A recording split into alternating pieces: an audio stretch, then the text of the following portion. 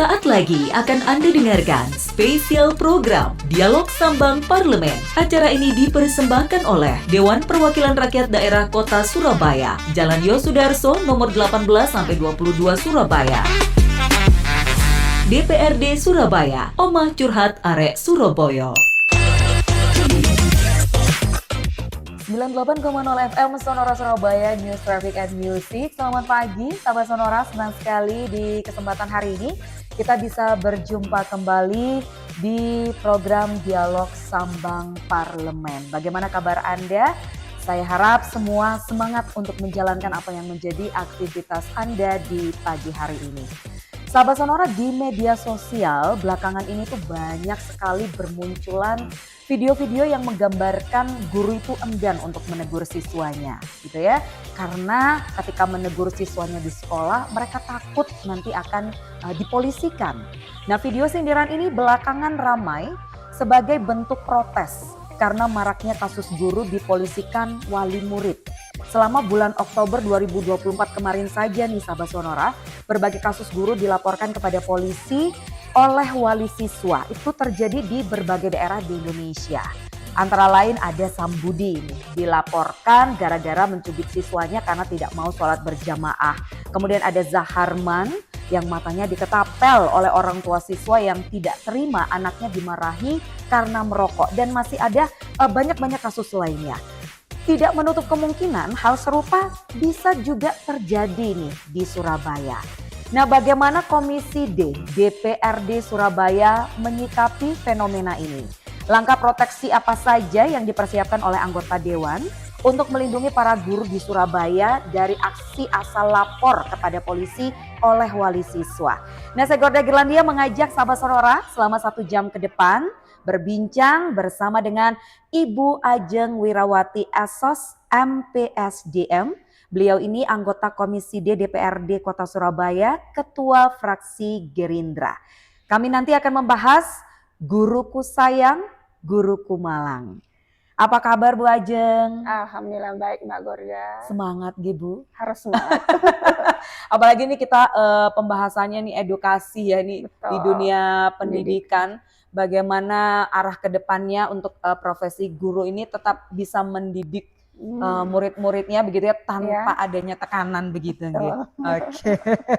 Baik, dan sahabat Sonora saya ingatkan sebelum kita membahas lebih jauh mengenai topik kita di pagi hari ini, Anda bisa mendengarkan acara ini melalui beberapa cara, bisa lewat gelombang analog FM 98,0, kemudian streaming www.sonora.co.id, Play Surabaya, bisa dilihat secara visual di live YouTube Sonora Surabaya, bisa ditonton juga secara live di aplikasi X-Space Radio. Oke Bu Ajeng, ini terkait dengan banyaknya kejadian yang menyebabkan guru tersudutkan. Kalau menurut pandangan dari Bu Ajeng sendiri bagaimana?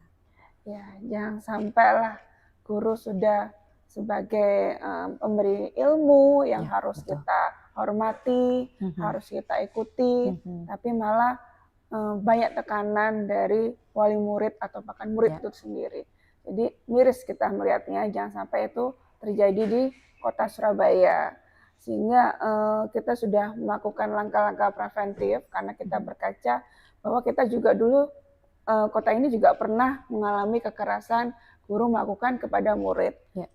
Pada saat yang lalu kita udah selalu mengevaluasi dan melihat bagaimana kerisauan wali murid dan juga khususnya para sekolah yang lainnya, jangan sampai nama guru sebagai profesi guru ini tercoreng. Karena guru pada dasarnya kan manusia biasa, jadi pasti punya banyak kewajiban, kemudian juga banyak kesibukan. Walaupun memang pada dasarnya itu pastinya kita guru-guru diberikan beban untuk mendidik sesuai dengan mata pelajaran ataupun bagaimana kegiatan murid-muridnya, tetapi mungkin pada kalanya keusiaan anak-anak ini mungkin kadang di luar batas, sehingga membuat anak-anak ini istilahnya tuh membuat emosinya meledak, akhirnya ada juga yang terlepas. Tapi itu kita berkaca pada beberapa tahun yang lalu, sehingga dari beberapa tahun yang lalu kita sudah punya anggaran APBD yang cukup besar dengan 12 triliun ini kita harus ada upaya preventif. Salah satunya yang paling terbaru memastikan tim penanganan pencegahan kekerasan di sekolah ini bisa sudah ada di semua sekolah baik SD dan SMP maupun negeri dan SMA se-Surabaya. Seperti itu. Sehingga apa? Sehingga guru ini juga terbiasa untuk menginfokan apa saja batas-batas anak ini supaya tidak di luar kewajaran kenakalan seperti itu. Dan itu yang pertama dari internal kita memastikan ada TPPKS. Kemudian kedua di dalam TPPKS ini ada juga namanya komite sekolah dari yang wali murid supaya memastikan pada saat orang tua wali murid hadir menyekolahkan anaknya itu juga hadir di sekolah minimal pada saat tidak hanya pada saat pengambilan rapot ya, tapi pada saat mereka mendaftarkan anak-anak ke sekolah itu. Dari awal sudah ada istilahnya minimal ada fakta integritas, kemudian sosialisasi, edukasi mengenai kesepakatan bersama antara guru dan juga wali murid. Jadi mereka sepertinya menyocokkan visi dan misi. Harapannya seperti itu. Salah satunya memastikan guru ini memang bertugas mendidik di sekolah, tetapi tidak boleh serta-merta semuanya kewajiban mendidik dibebankan kepada guru. Tapi orang tua ini harus juga mendidik di rumah minimal. Kalau tidak bisa mendidik akademis karena kesibukan, harus mendidik secara karakter, moralnya seperti apa, sehingga mereka juga tetap menjadi murid-murid yang minimal bermoral yang baik, berakhlak yang baik, dan juga pastikan memberikan wawasan bangsa dan juga Pancasila seperti itu yang diharapkan. Betul. Karena memang untuk dunia pendidikan ini mendidik anak itu kolaborasi begitu ya Bu Ajeng ya. Tidak bisa hanya kita bebankan kepada guru saja begitu. Ya. Orang tua pun juga perlu dilibatkan begitu ya. Nah Bu, kalau kita mengerucutkan ya ke Surabaya sendiri, sudahkah mungkin Bu Ajeng melihat hal-hal yang terjadi begitu ya terkait dengan bagaimana guru agak kesulitan begitu untuk menghadapi kenakalan murid-muridnya gitu. Ya mungkin nakal jadi usil ya. Sehingga kita sebenarnya mengetahui bahwa sekolah ini kan memang lembaga, sehingga mereka tidak hanya bertugas menangani ataupun memberikan pelajaran pada siswa. Kita di Komisi D kita juga sering hearing bagaimana mereka juga menyangkut kesejahteraannya dan juga bagaimana mereka tidak dibebankan di luar tanggung jawab mereka. Sehingga khususnya di SD minimal negeri dan SMP negeri kita memastikan tidak ada terlalu banyak kekurangan guru, kekurangan pengajar, kekurangan ataupun tenaga administrasi lainnya supaya tidak mengganggu beban guru. Karena pada dasarnya kalau orang yang mungkin banyak beban, akhirnya dengan anak-anak yang usil mungkin akan terpancing emosinya seperti itu. Tapi kita pada dasarnya tetap memberikan edukasi. Minimal kita meminta Dinas Pendidikan untuk memberikan sosialisasi bagaimana pentingnya untuk ada komunikasi dua arah mengenai beban kinerja baik pada guru dan juga dengan kepala sekolah. Kemudian juga menyangkut kurikulumnya seperti apa, bagaimana ditugaskan oleh kementerian, kemudian juga yang terakhir bagaimana untuk tingkat karakter pendidikannya, tingkat moralnya, dan juga tanggapan dari para wali murid, baik dari kelas ataupun pada saat komite secara keseluruhan. Seperti itu. Sejauh ini interaksi antara guru, murid, orang tua apakah kalau menurut pandangan Bu Ajeng udah membaik atau perlu ada pembenahan Bu? Tentu saja ini tidak bisa disamaratakan semuanya sudah baik ya. Tapi kita berangsur-angsur memberikan dorongan, kemudian juga memastikan untuk masif lagi untuk bagaimana pihak Dispendik ini meminta kepala sekolah untuk memberikan sosialisasi dan juga edukasi kepada wali murid. Nah, kita tidak mencakup kemungkinan seperti itu, tapi kita juga tidak boleh meninggalkan untuk sekolah yang swasta khususnya seperti itu. Itu jangan sampai tertinggal. Jadi kalau memang ada suatu hal diharapkan nanti dari pihak Dispendik bergerak cepat, karena jangan sampai permasalahan yang di sekolah tertimbun terus di sekolah. Nah, di keluarga ataupun di di balai RW mungkin ada, tapi tingkat memang untuk kasus yang ada di rumah ataupun sekitar lingkungan kampungnya seperti itu. Sehingga kita terus-menerus untuk mengevaluasi, mengadakan pertemuan minimal dengan kepala sekolah, minimal 3 bulan sekali supaya memberitahukan info bagaimana pertumbuhan karakter anak. Kan kita sekarang sedang tidak hanya menangani kekerasan guru terhadap murid ya, mencegah itu, tapi juga sekarang yang paling marak yaitu adalah bullying antar murid, bahkan antar sekolah, ataupun bahkan tawuran antar murid, antar sekolah. Itu kan juga kesatuan, bagaimana kita memastikan karakter di Surabaya ini baik. Dan ini memang tanggung jawab, tidak hanya tanggung jawab dari orang tua yang juga menangani pada waktu luang di sekolah, di rumah ataupun saat bermain, tapi juga bagaimana pihak sekolah ini memberikan pemahaman, memberikan kurikulum, memberikan paradigma bagaimana kita menjadi bangsa selanjutnya seperti apa, kerukunan dan Pancasila seperti apa. Ini bagaimana kita harus mengecek. Dan juga banyak masukan juga dari beberapa wali murid pada saat saya reses juga menyatakan ada beberapa tentu butuh nih Bu kurikulum Pancasila itu tidak usah kurang di sekolah A, di sekolah B, sehingga apapun itu aspirasi ataupun kritik dari masyarakat tentunya kita sampaikan ke Dinas Pendidikan agar segera mendampingi sekolah tersebut. Apakah memang di situ dikarenakan dari pihak sekolah mungkin belum menambahkan ataupun kekurangan SDM itu seperti apa, ataupun bahkan memang anaknya tersebut yang mungkin jarang masuk ya, sehingga banyak faktor, tapi kita tidak boleh serta-merta menutup kemungkinan, tapi kita tetap terus mengevaluasi seperti itu. Bu Ajeng sempat spill tadi mengenai bullying, tawuran begitu ya. Kalau untuk di Surabaya sendiri ini kasus-kasus ini makin marak atau bagaimana ini Bu Ajeng? Sebenarnya sih setiap tahun ada, dan hingga tahun ini juga ada juga, sehingga sampai 100 ya mungkin lebih ya. Sehingga kita meminta evaluasi lagi karena memang ini menyangkut kenakalan. Karena kenakalan ini kan kita akan menaungi wawasan kita dari SD dan SMP. Kebanyakan tawuran juga tidak menutup kemungkinan dari tingkat SMA, sehingga kita perlu sinergi yang lebih bagus lagi. Dan kita juga meminta tidak hanya dari Dinas Pendidikan, kalau Dinas Pendidikan kewenangan SD dan SMP, untuk dinas, khususnya dinas anak ya, pelindungan anak itu memberikan sosialisasi ke masing-masing SMA dan SMK sederajat di sekolah supaya tidak ada tawuran yang memang diawali oleh bullying seperti itu. Jadi kita banyak juga, kemarin juga sampai di Komisi D menggarap mengenai perubahan penyelenggara pendidikan, salah satunya memastikan integrasi antara SD dan SMP negeri dan swasta, dan juga bagaimana keberlanjutan mereka di SMA dan SMK supaya pastinya tidak ada meminimalisir putus sekolah, meminimalisir untuk penyimpangan sosial di tingkat pendidikan ataupun di dalam sekolah seperti itu.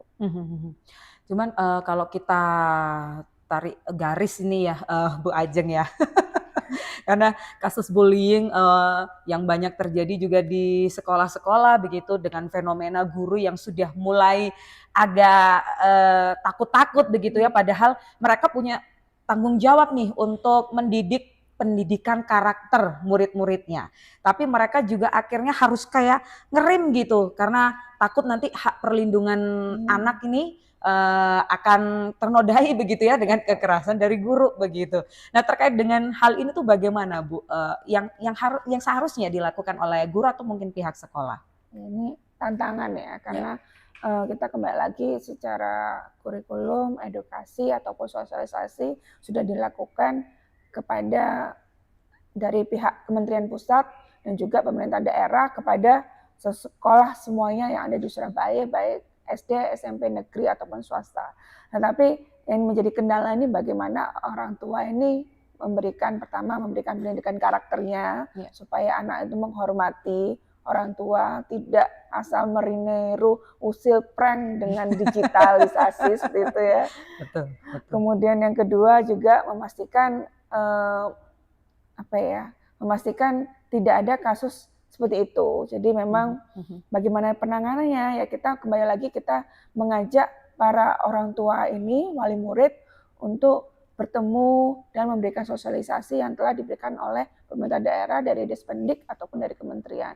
Mau tidak mau kita memberikan usaha preventif terlebih dahulu. Kalaupun memang ada anak gitu dicubit sampai biru kemudian atau pemukulan, nggak apa-apa kita sampaikan untuk memberikan diinfokan supaya kita bisa memberikan pelajaran ataupun sanksi kepada guru tersebut. Bagaimanapun sekarang memang zamannya berbeda. Zaman kita dulu dengan anak-anak sekarang berbeda. Saya yakin kalau kita dulu dipukul nggak apa-apa gitu. Di sekolah dulu, zaman dulu itu dikerasin gitu udah biasa ya Bu. Sekarang sudah biasa.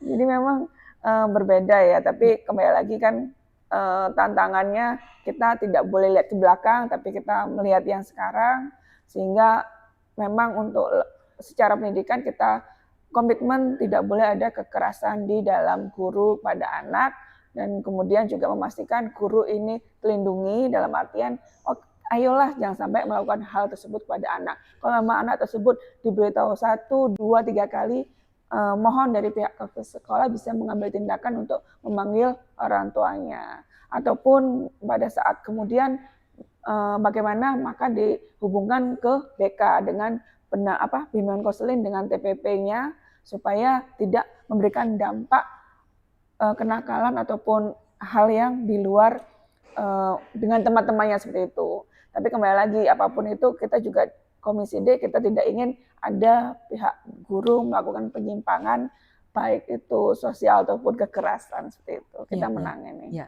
Memang sih tidak pernah membenarkan apapun ya tentang kekerasan begitu. Cuman pada akhirnya nih Bu, ketika mungkin kita tahu ya ada beberapa guru yang sudah mulai keras nih kepada siswanya begitu. Nah, batasan-batasan keras guru ini tuh sebetulnya yang seperti apa yang masih bisa dianggap wajar untuk di dunia pendidikan yang untuk sekarang ini begitu ya. Menarik. Karena kemarin pada saat setelah Covid kita malah bakal menggegas no PR ya. Jadi biar anak-anak itu bebas dari tugas-tugas. Sehingga kembali lagi memang ini tantangan berat untuk para guru dan juga wali murid karena pada saatnya kita menyalurkan anaknya kan cerdas, pintar, seperti itu. Ilmu pengetahuannya minimal untuk yang dasar matematika atau IPA-nya bisa mengerti. Tapi jangan sampai hal-hal yang sedikit malah gurunya yang dipolisikan, itu kan tidak benar. Jadi kita juga meminta para wali murid, nah ini yang sekolah di SD dan SMP juga harus mengetahui minimal tata tertib untuk yang ada di sekolah. Jangan sampai ya itu tadi mungkin yang penting saya sudah bayar pajak, sudah sekolah gratis, terus anak saya nggak boleh anak boleh diapa-apain, terus kayaknya saya polisikan. Tidak seperti itu. Kemudiannya kita semuanya sama sebagai warga negara yang baik, punya hak dan kewajiban yang sama, sehingga monggo nanti tata tertibnya dibaca dulu, ditanyakan dulu, kalau memang ada mungkin gurunya 1 kali 2 kali mungkin mengingatkan kepada wali murid, mohon segala ditanya lanjuti, harapannya seperti itu. Sehingga tadi tidak serta-merta langsung langsung menyerahkan ke pihak yang berwajib, karena pada dasarnya guru ini kan memang tidak hanya mengemban tugas penting ya, mencerdaskan bangsa, tapi juga mereka ada tugas untuk keluarganya, yaitu mensejahterakan keluarganya juga, baik keluarga besar, sehingga patut juga diperhitungkan oleh para wali murid gitu, seperti itu. Dan ini kita juga kembangkan terus, jangan sampai guru yang ada di Kota Surabaya gajinya di bawah UMK seperti itu. Itu memang menjadi harapan juga. Intinya banyak faktor yang menyebabkan suatu kasus terjadi, tapi kita bagaimana bisa meminimalkan dari segala arah itu juga. Itu. Cuman faktor yang paling utama nih Bu, terjadinya mungkin sampai gitu ya, terjadi kekerasan antara guru dengan muridnya itu karena apa sebetulnya kalau dari pandangan di Komisi D ini ya sejauh ini? Iya. Selain masalah, biasa sih kita melihatnya masalah kasus ya. Karena mungkin kalau kita melihat infonya itu memang ada guru yang temperamen, tidak sabar, sudah ada. Cuma ada dulu kita mengevaluasi dengan memberikan sanksi yang jelas seperti apa. Tapi juga kebanyakan yang lebih banyak yaitu dari pihak muridnya itu yang dianggap terlalu dimanja oleh orang tua, sehingga kurang memberikan rasa hormat dan bahkan bisa dirasa memberikan contoh kepada teman-teman lainnya seperti itulah. Seperti yang kasus di mana tuh Lamongan kemarin ya, sampai guru memukuli putranya karena memanggil nama tidak hormat kepada gurunya. Nah, itu memang sangat dikhawatirkan. Itu kan perilaku-perilaku yang tidak hormat pada orang lain, nanti teman-temannya bakal mengikuti seperti itu. Ini kan menjadi salah kaprah bahwa kita dulu dituntut dulu kita harus mengerti dan menghormati. Terus baru mempunyai suatu ilmu, baru bisa mengembang suatu ilmu. Kalau keduanya tidak bisa, ya saya yakin nanti kedepannya juga menjadi bangsa ataupun anak yang tidak berguna seperti itulah. Itu menjadi kita harus tekanan terus pada wali murid dan juga yang ada di sekolah. Intinya kita belajar, oke, kita harus nurut guru dan juga mau menghormati oleh tata tertib yang ada di sekolahan. Oke, baik. Nah, ini terkait dengan pelatihan guru itu apakah juga tersedia begitu ya? Karena kan pelatihan guru ini bisa dibilang secara emosional juga begitu kan, sehingga mereka akhirnya tidak temperamen ketika mereka terjun untuk membimbing pendidikan karakter murid-muridnya. Iya. Temperamennya mungkin ya intinya kita memastikan yang pertama pelatihannya ada. Pelatihan ini ada berbagai macam, khususnya pelatihan untuk kalau mengolah emosi mungkin sedikit ya, mungkin lebih kepada bagaimana mereka jenjang karirnya lebih baik seperti itu. Karena mereka memang khususnya kita kan ingin memastikan profesi guru tuh nanti kedepannya kan juga semakin naik seperti itu, berkembang gitu. Dan juga tuntutan ilmu pengetahuan semakin banyak. Jadi kemarin juga guru juga kesulitan dari kurikulum 13 berubah-berubah kurikulum merdeka. Jadi itu pun sendiri juga menjadi tantangan, juga butuh bantuan emosional juga ya. Dengan tuntutan habis ini berubah lagi. Sehingga kita juga memastikan pelatihan ini juga diikuti untuk semuanya. Kita ada untuk anggaran dan juga target semua guru SD dan SMP melakukan pelatihan. Dan pelatihan ini walaupun ada guru beberapa yang belum mendapatkan, diharapkan bisalah menularkan kepada guru lainnya yang ada di sekolah itu. Tapi kembali lagi kita mengingat kembali pada semuanya ini harus sesuai dengan koridor ataupun tata peraturan yang berlaku, sehingga wali murid harus juga support. Kalau gurunya sedang latihan sehingga akan berbagi tugas dengan guru lain, akhirnya diberi tugas saja di sekolah gitu ya. Mohon ikut belajar juga mengajari anaknya di rumah, minimal mengulangi pelajarannya seperti itu. Terkait dengan proses pendidikan di Surabaya nih, Bu Ajeng, kalau dari saat reses mungkin melihat apakah memang sudah aman atau mungkin udah nyaman begitu ya antara guru dengan siswa? Ya. Untuk guru dan siswa saya sih alhamdulillah kebanyakan info nyaman ya, bahkan ada anak-anak disabilitas juga merasakan nyaman juga untuk bersekolah yang ada di Surabaya, karena mereka support ataupun perhatian mereka pada dasarnya melindungi anak-anak yang bersekolah di kota Surabaya.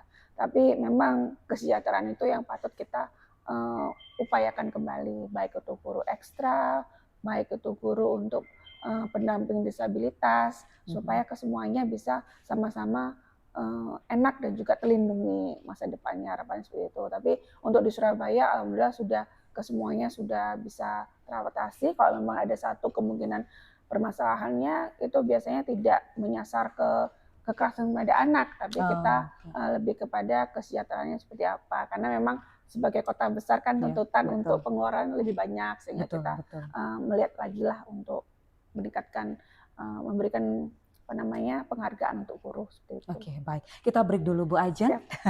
Dan sahabat Sonora, masih banyak hal seputar perlindungan dan kesejahteraan guru di Kota Surabaya yang ingin saya diskusikan kepada Bu Ajeng Wirawati, narasumber kita hari ini, anggota Komisi D DPRD Kota Surabaya, Ketua Fraksi Gerindra. Nah, saya ingatkan kembali Anda bisa mendengarkan acara ini melalui gelombang analog FM 98 Surabaya. Kemudian bisa simak melalui streaming www.sonora.co.id Play Surabaya. Bisa dilihat secara visual tampilan kami di live YouTube Sonora Surabaya, dan Anda bisa tonton juga secara live di aplikasi Express Radio yang bisa Anda download terlebih dahulu di Play Store. Nah, kita tadi sudah banyak mengetahui ya bagaimana sebetulnya guru ini perlu mendapatkan kesejahteraan begitu. Karena itu ternyata menjadi faktor juga bagaimana mereka nanti bisa lebih fokus begitu ya, lebih all out begitu untuk mendidik putra-putri kita begitu, murid-murid yang dididik begitu. Nah ini Bu Ajeng terkait masalah kesejahteraan guru. Nah ini sejauh ini bagaimana Komisi D berjalan begitu ya untuk memfokuskan terhadap kesejahteraan guru-guru di Surabaya. Kita dari Surabaya kan memastikan 20% anggarannya untuk pendidikan. Nah, ini sudah lebih lah 1,2 triliun untuk pendidikan. Sehingga sebagiannya pastinya untuk gaji guru di SD dan SMP dan juga beberapa tambahan untuk yang ada di guru swasta. Sehingga ini memang sudah sangat menyasar, cukup baik supaya memastikan guru-guru di kota Surabaya dalam kewenangan kita baik SD SMP ini benar-benar bergaji minimal UMK sesuai dengan yang ada di kota Surabaya. Dan ini kita juga meminta juga untuk bagaimana mereka pelatihan, kemudian juga pengembangan karir juga bisa tetap dilaksanakan di kota Surabaya. Baik itu juga pendampingan di swasta, kiranya memang ada pendampingan karir ataupun pelatihan untuk kurikulum, sebaiknya juga Dinas Pendidikan juga memberikan kuotanya untuk diberikan pelatihan dan juga pendampingan. Hal ini kesemuanya kita memastikan kesetaraan dan juga sama keadilan baik untuk pendidikan negeri dan swasta di kota Surabaya. Untuk realisasi anggaran ini di tahun ini berjalannya sudah lancar atau bagaimana nih Bu Ajeng? Alhamdulillah sih sudah lancar. Kita memang tidak hanya berpangku tangan pada bantuan pusat dari BOS, tapi dengan kekuatan APBD kita punya BOBDA yaitu bantuan operasi pemerintah daerah, dan ini memang untuk mengembang bagaimana kebutuhan murid. Kadang-kadang murid ini ya itu tadi muridnya sekarang sudah ada untuk bantuan seragam, sehingga para orang tua ini juga tidak sulit, tidak mikir ataupun marah-marah pada anaknya gara-gara memberikan seragam ataupun bahkan buku tulis. Ini bisa dianggarkan dari BOBDA. Dengan beberapa jaminan pendidikan yang ada di kota Surabaya, ini diharapkan juga bisa menekan emosi dan temperament para orang tua, sehingga bagaimanapun orang tua ini kan menjadi contoh juga bagi anak-anak. Kalau orang tua tidak memarahi anak, mungkin anaknya tidak menjadi bahan keusilan untuk gurunya ataupun di lingkungan sekitarnya. Kembali lagi kita dari kota Surabaya memastikan warga-warga yang kurang sejahtera bisa mendapatkan bantuan minimal jaminan dari pemerintah kota Surabaya, seperti itu. Oke, baik.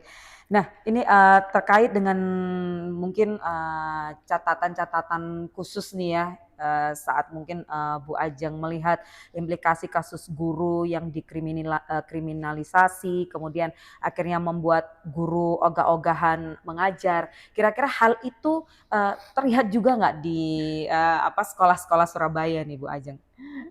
Alhamdulillah untuk di Surabaya masih kondusif soal situasinya, sehingga kita sudah banyak upaya preventif dan diharapkan dengan adanya kasus-kasus secara nasional yang banyak mengkriminalisasi guru ini bisa memberikan motivasi para kepala sekolah dan guru untuk mengikuti pelatihan dan juga tim yang telah dibentuk oleh Dinas Pendidikan, yaitu tim penekanan dan pencegahan kekerasan di sekolah, sehingga kesemua ini yang sudah dibentuk bisa bersinergi antara sekolah baik SD dan SMP ataupun SMA di wilayahnya, bahkan bisa mengurangi penyimpangan baik itu tawuran, baik itu kenakalan secara skala kecamatan. Harapannya seperti itu. Makanya itu kita satu persatu supaya dari pihak para guru ini juga jangan hanya takut saja, tapi kita harus berbuat sesuatu dengan cara apa? Jadi kita mengikuti TPP yang ada di Dinas Pendidikan dan memberikan masukan-masukan yang perlu dilakukan untuk Dinas Pendidikan dan juga para sekolah yang ada di sekitarnya. Karena tidak mungkin suatu kejadian tidak muncul dengan tiba-tiba, pasti ada ada penyebabnya Pencetusnya. dari kanan kiri ataupun Betul. dari pihak keluarga ataupun yang lain seperti itu. Pernah dapat curhatan-curhatan dari guru atau murid-murid begitu, Bu Ajeng? Paling sering curhatannya apa ini? Iya, iya. Jadi untuk guru-guru sih di Kota Surabaya kebanyakan sih ya mengenai bagaimana untuk kedepannya, khususnya bagaimana mereka ingin mengikuti pelatihan guru tadi disampaikan karena Ya. nanti sebagai penunjang karir juga di sekolah tersebut. Kemudian bagaimana yang kedua curhat-curhatannya itu bagaimana murid-murid anak-anaknya ini bisa difasilitasi. Nah, ini memang tantangan kita sekarang ini memang kayak kita dulu mungkin hanya belajar di kelas sudah cukup. Tapi ternyata sekarang tantangannya berbeda. Betul. Banyak alat peraga yang diperlukan. Contohnya komputer ataupun alat peraga studio ataupun lainnya. Karena mereka harus langsung bisa berpraktek supaya tidak kalah dengan tantangan global secara digitalisasi yang lainnya lah rasanya seperti itu. Sehingga karena kita mendengarkan aspirasi dari para guru, pentingnya kita meningkatkan dan memenuhi fasilitas sarana prasarana, kita juga dorong juga untuk para pemerintah daerah ini memberikan ruang-ruang anak untuk menjalani hobinya, baik itu hobi di bidang lingkungan, menanam dan sebagainya, bagaimana itu mereka hobi untuk dunia digital ataupun bahkan dunia sains dengan mengadakan kejuaraan, perlombaan. Jadi kita mengalihkan ke program-program yang positif, minat dan bakat yang positif supaya mereka bisa teralihkan dan juga tidak iseng dan tidak usil supaya menjadi temperamen di sekolah ataupun di rumah, harapannya seperti itu. Oke, baik. Nah, ini tadi Bu Ajeng saya sempat yang waktu kita di segmen pertama bahwa ada tim penanganan pencegahan kekerasan TPPKSY. Iya. Nah, ini mungkin bisa dijelaskan secara detail. Ini nanti tugasnya itu akan seperti apa, kemudian sistemnya mereka nanti berjalannya bagaimana?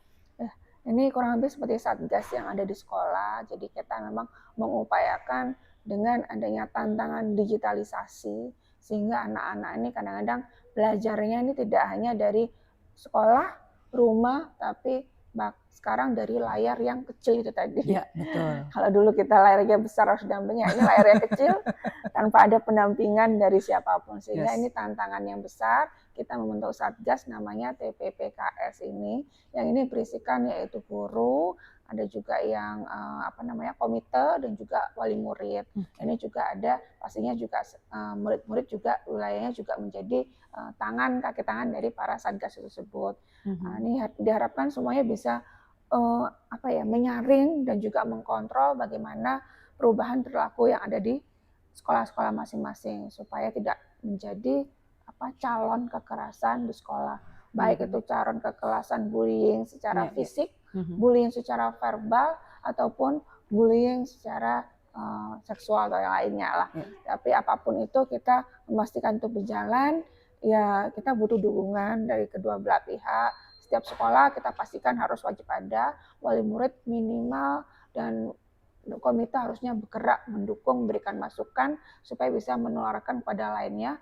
Kemudian juga memastikan sinergi juga dengan sekolah-sekolah sekitarnya supaya jangan sampai jika mungkin ya, dengan ini baru sehingga TPPKS yang di sebelah sini mungkin kurang aktif atau sederhana, ini bisa saling memberikan masukan satu sama lain. Kemudian juga kita mengurangi dampak-dampak seperti dampak-dampak kenakalan anak, kenakalan remaja, seperti tawuran ataupun penyimpangan lainnya lah seperti itu.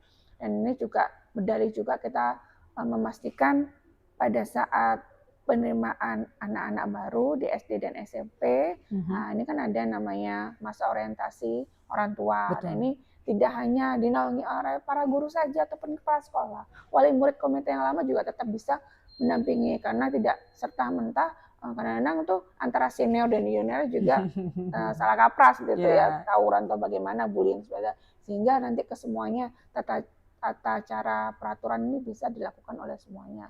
Dan ini adalah tujuan ideal kita, harapannya bisa tetap terlaksana dengan 5 tahun ke depan dengan tanpa ada kekerasan guru terhadap anak.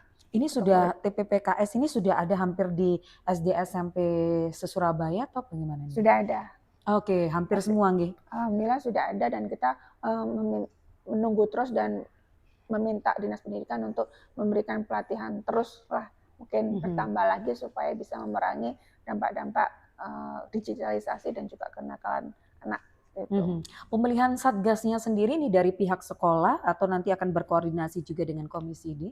Ini dari pihak masing-masing sekolah, sehingga kepala sekolah yang nanti diberikan beban ataupun tanggung jawab memastikan TPPKS ini sudah berjalan efektif atau belum di sekolahnya, seperti itu. Oke, baik.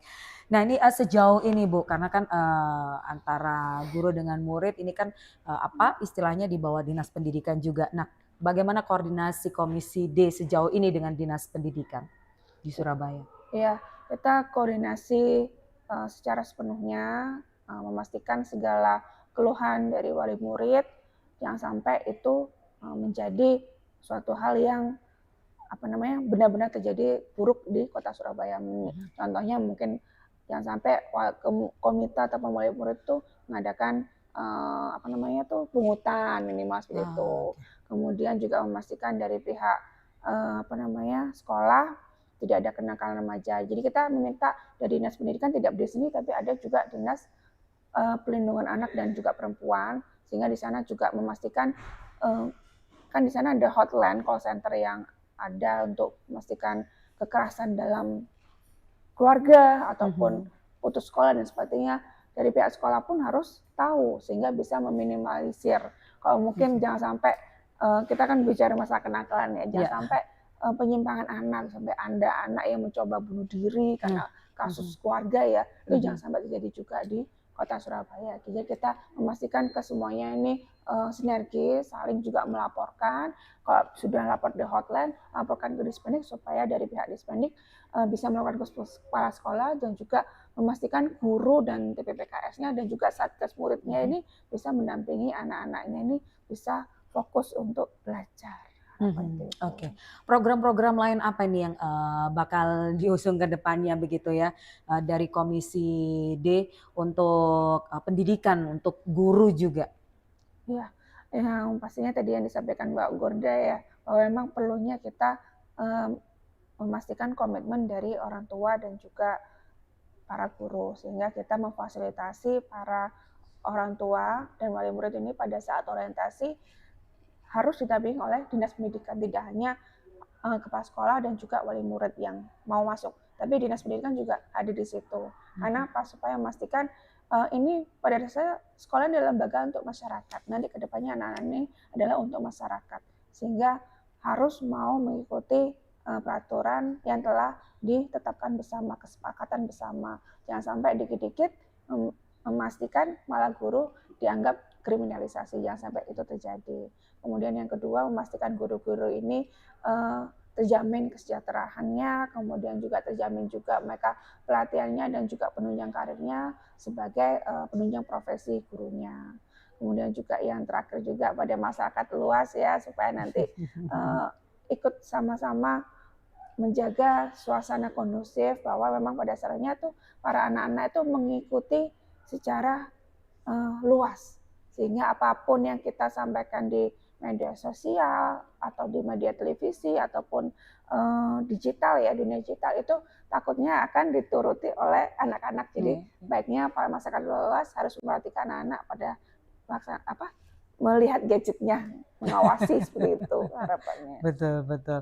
Nah ini Bu, kalau saya lihat juga ya di beberapa media sosial itu kan banyak yang mengatakan bahwa guru-guru ini takut dengan siswa yang orang tuanya itu dalam tanda kutip kaya begitu ya. Jadi mereka itu kayak akhirnya baik atau tidak bisa luas begitu ya dengan siswa-siswa yang orang tuanya mungkin berada begitu ya, punya kendali penuh begitu. Nah terkait dengan hal ini bagaimana nih apa yang dari pandangan Komisi D? Nanti ada homeschooling kok di Surabaya. Itu solusi yang terbaik ya. Jadi supaya belajarnya di rumah, mungkin orang tuanya juga ikutan memberikan pelajaran ya. Jadi saya sendiri juga lihat berita-berita juga miris juga kalau ada guru yang ditega dipromosikan oleh orang tua karena hanya masalah mungkin anaknya dicubit ataupun masalah apa gitu ya. Intinya kembali lagi sebagai orang tua ini harus mau memberikan kepercayaan. Kalau kita sudah menyekolahkan berarti beliau kan sudah percaya pada sekolah. Betul. Sehingga apapun yang disampaikan dari guru ataupun kepala sekolah kepada orang tua, baik itu mungkin mengevaluasi pendidikannya, mengevaluasi karakternya atau perilakunya, mohon segera dievaluasi bersama. Kalau mungkin kadang saya sendiri sebagai orang tua ya, anak saya batuk sedikit ataupun usil sedikit, saya langsung sosialisasikan gitu ya. Ini kenapa kok ada anak yang begini, nggak ada anak yang suka pamer, nggak kok tiba-tiba anak saya suka pamer gitu kan. Nah itu kan komunikasi tersebut harus terjalin dua arah supaya memastikan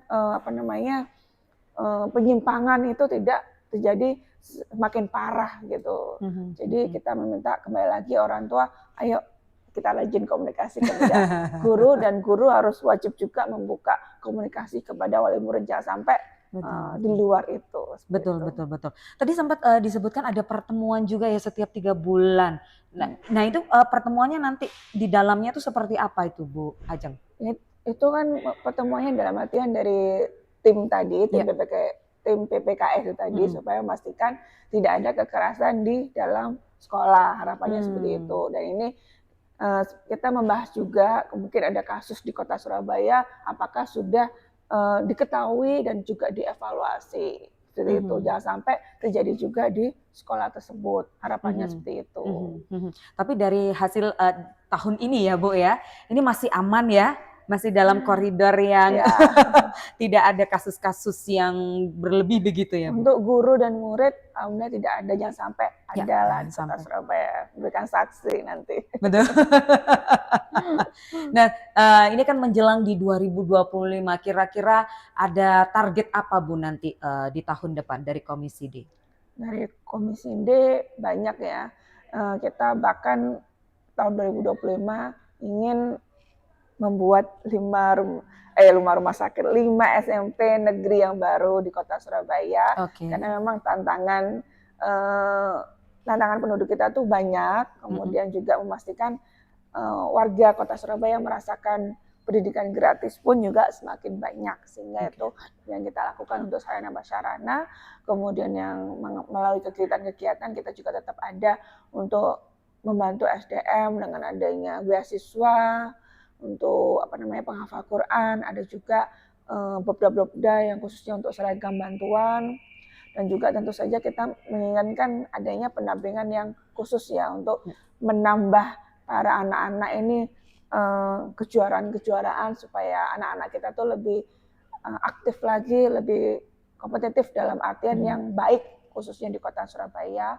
Dan yang terakhir kita juga memastikan no bullying di sekolah, stop kekerasan di sekolah, dengan memastikan mungkin anak-anak yang pastinya dengan hormon-hormon yang banyak itu bisa tidak disalurkan dengan penyimpangan sosial seperti tawuran dan lainnya. Kita salurkan dengan fasilitas yang ada di Kota Surabaya, fasilitas hobi, minat dan bakat yang ada di Kota Surabaya. Oke, baik.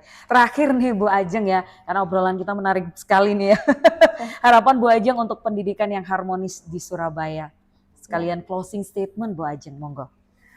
Harapannya supaya pendidikan di Kota Surabaya harmonis, dari pihak sekolah memberikan pertemuan pada saat masa orientasi anak-anak kita supaya mengetahui dan membuat kesepakatan bersama, minimal MOU lah sedikit kecil-kecilan antara sekolah dan juga wali murid diketahui oleh dinas pendidikan di tempat masing-masing. Dan ini supaya apa? Supaya dari wali murid juga mengerti apa saja menjadi hak dan kewajiban wali murid. Salah satunya meningkatkan komunikasi dua arah di antara wali murid dan juga guru supaya meningkatkan pendidikan akademis dan juga pendidikan karakter.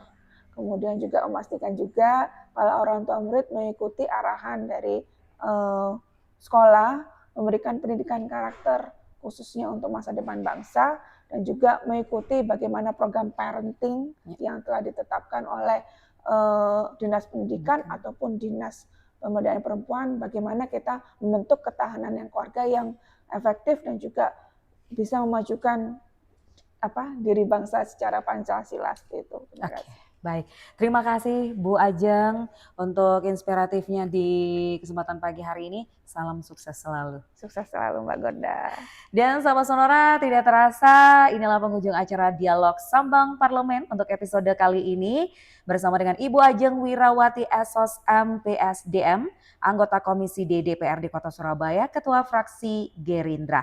Terima kasih banyak untuk diskusi dan insight hari ini. Saya Gorda Gilandia mewakili segenap kru yang bertugas pamit undur diri. Selamat melanjutkan aktivitas Anda. Sampai jumpa.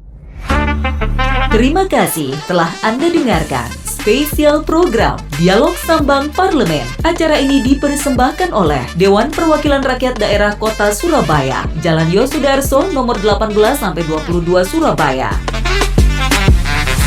DPRD Surabaya, Omah Curhat Arek Surabaya.